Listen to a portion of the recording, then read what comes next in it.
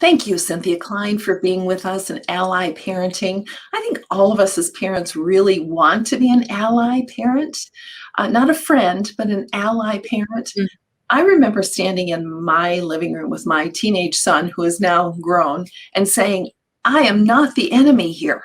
mm, mm. Because our kids think at times that we are the enemy when even we're trying to serve them well and parent them well. So, talk to us about the premise of ally parenting. Right. Thank you. It was great to be here, Kathy. It was interesting. It took me a while to come across that name because that's the name of my book, and really looking at what is the difference? What is the difference between an adversary and an ally?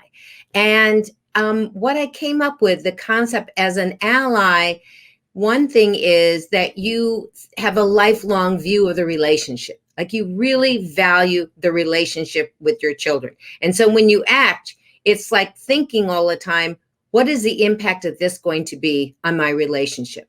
So as an ally, you really try to refrain from acting in the moment, just like reacting. So you're not thinking, this is what has to be done right now. Instead, it's like, what's going to be the impact for a long period of time? So if you have, let's say you have a 6-year-old, a 7-year-old, a 10-year-old, and you're building a certain relationship now, remember that that's the basis of what it's going to be like in the future.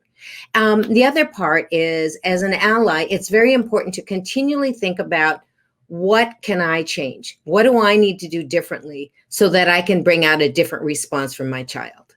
So an adversary looks at the child as the problem.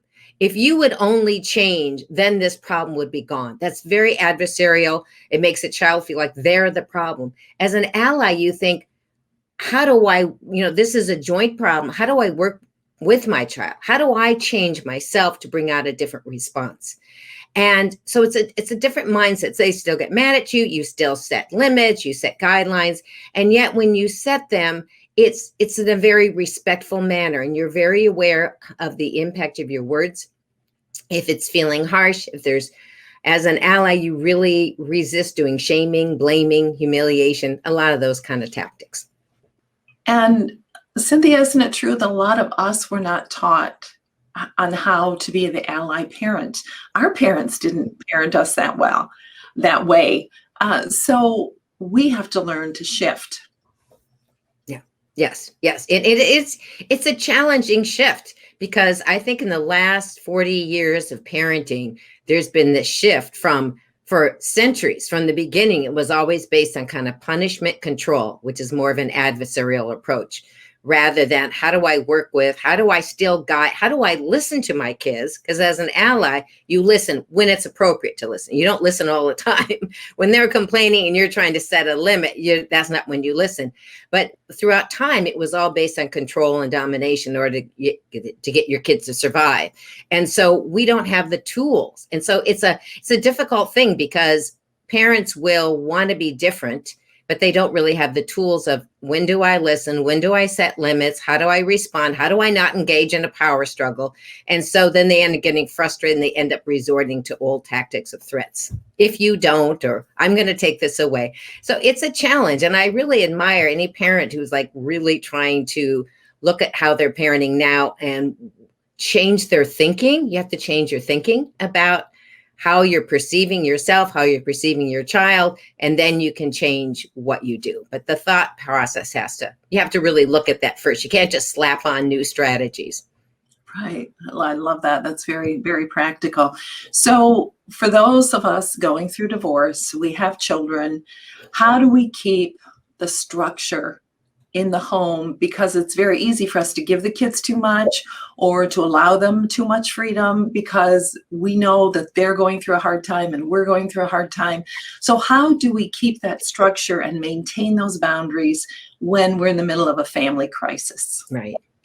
And I think the important thing to think of like a scale. And on a scale, there's, the two parts. There's, on one side is the nurturing part, and the other side is the structure. And there needs to be a balance of nurture and structure. So whenever you think about setting limits, it's equally important to think about, How am I listening? So do I know the listening skills? So when my child's upset and they're venting at me, do I know how to listen without shutting them down and when to listen? So those skills are very important to learn. I teach a lot about communication blocks and how you're shutting down your child and how to listen instead, how to not be commanding, interrogating, giving unwanted advice. So that's the first piece. Even before you think about structuring, am I listening? Do I know how to listen? And then the second piece is the structure. They need structure for security. They need to know that you're in charge because your emotions are probably a bit raw. Their emotions are extremely raw, and their emotional center and their prefrontal cortex is very immature. The logical part of the brain, prefrontal cortex, doesn't fully develop to around age 25, 26, 27. And so they need to have an adult that will keep the guidelines and the rules, and that gives them a sense of security. So it is very important. Think about, am I nurturing? Do I know when to listen? Am I learning how to listen? And also, am I setting those structures? Even when they're upset with you, and they will be, is if you set them in a calm way, of which I'd like to talk about how to do that, then they will not have at least additional resentment towards you about how you are setting the limits. And I would love to hear those ways, those practical ways.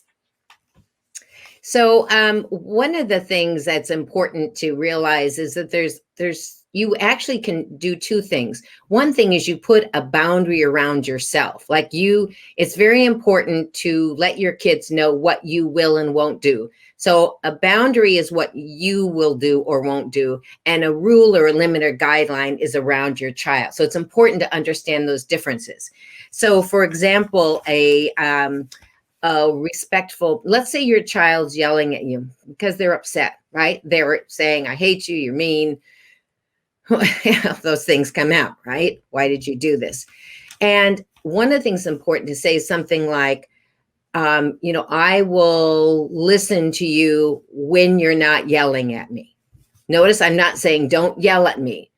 Don't speak to me that way. That's not effective because you can't control them. Then they feel like you're squashing them. Or saying something like, I really value what you have to say. I have a hard time hearing you when you're yelling at me that way, when you're attacking me. I'm going to go over here. I'm going to go into my bedroom.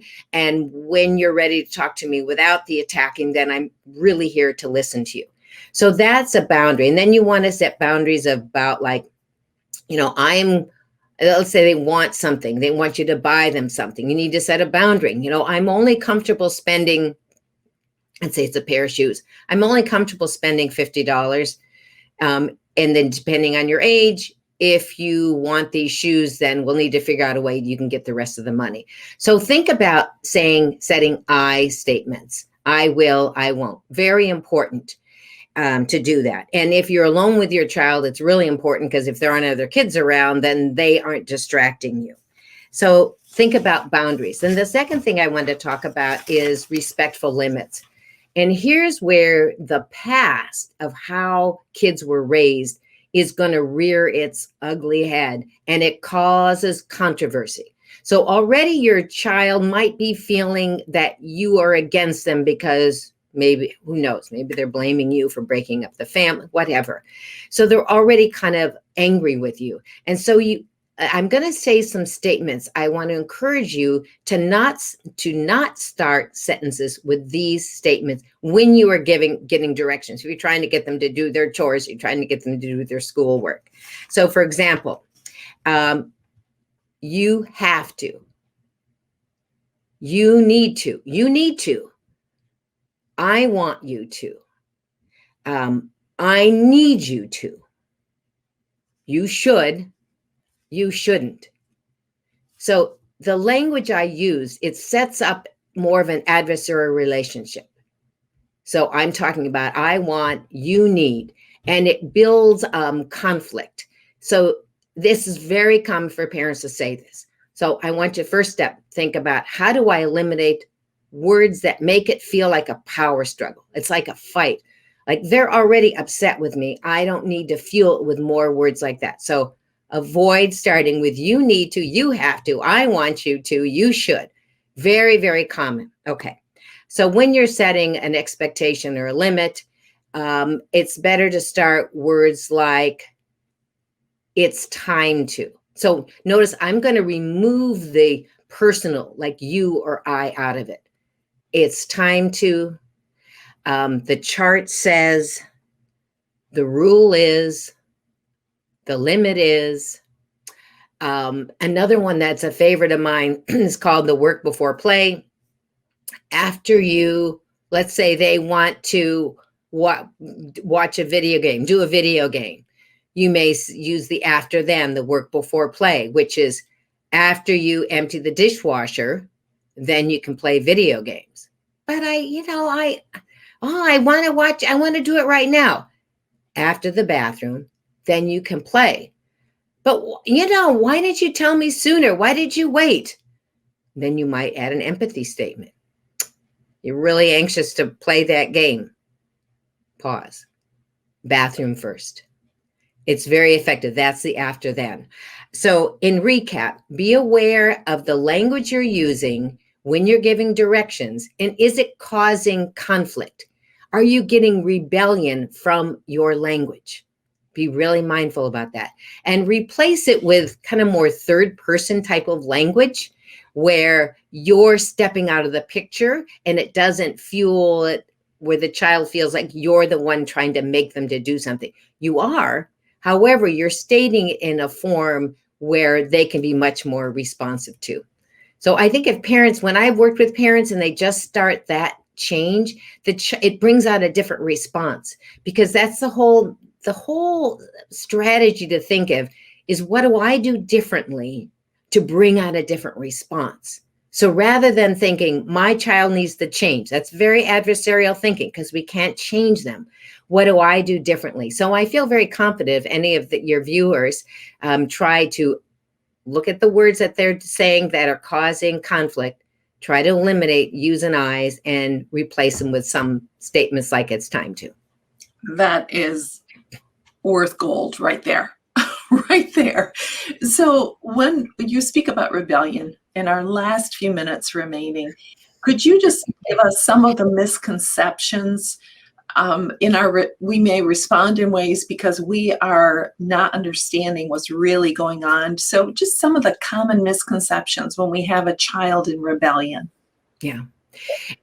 So I like to think about goals of behavior. So there's for a teenager, and so there's 5 goals of behavior, starting with sense of belonging. We all need a sense of belonging. The second one is power. We all need power. Third is we all need to protect ourselves. The fourth is we all need withdrawal. We need time alone. And the fifth is challenge, starting with teenagers, that we need to fulfill that need of challenge. And so ourselves and children can get their needs met in negative ways or positive ways. And so rebellion is a negative way of getting power. Okay. So when you see rebellion, if you can think, okay, they're trying to get power in their lives. Maybe they're not able to, maybe they don't feel like they're getting power in other ways. How do I help them get power through independence and contributing rather than through rebellion? So think about power. Negative way is getting it through rebellion. Positive way is independence. So then you start to open up your mind and think about, in what ways can I help my child feel more independent so they get the power in a positive way? So there's an underlying need goal that is not being met. So in your mind, think, how do I redirect to a positive way? Fabulous. Cynthia Klein, this has been so helpful with great practical tools that parents can start tonight. So Absolutely. Thank you for your time with us. All of your resources and contact information will be on the resource page. And I would encourage you to reach out to Cynthia if she can be of further help. Thank you, Cynthia. Thank you, Kathy. It's been great.